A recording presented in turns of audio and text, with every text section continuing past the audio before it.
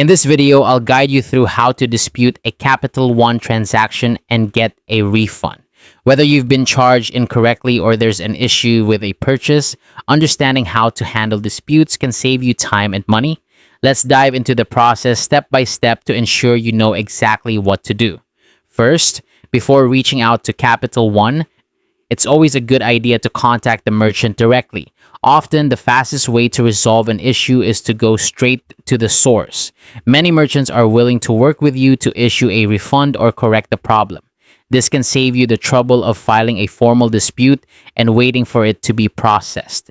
If contacting the merchant doesn't provide a satisfactory resolution, the next step is to log into your Capital One account.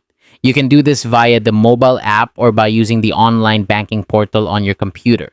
Once you're logged in, navigate to the transaction in question. Look for the option that says Report a Problem or Dispute Charge.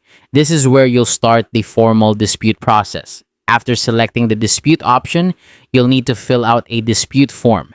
Be as clear and detailed as possible when explaining what happened. Include all relevant information that supports your case. This might include receipts, cancellation emails, or proof that you returned an item.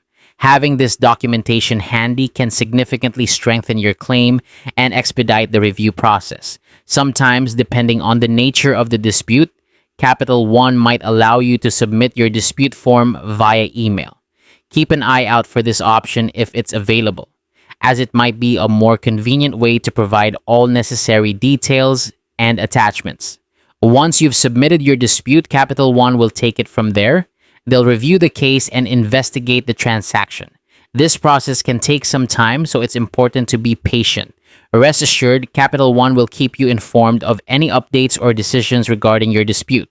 And that's it. Now, that's how you dispute a Capital One transaction and request a refund.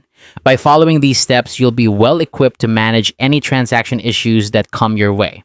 Thanks for watching, and I hope this guide has been helpful. Remember, being proactive and thorough is key to resolving disputes efficiently.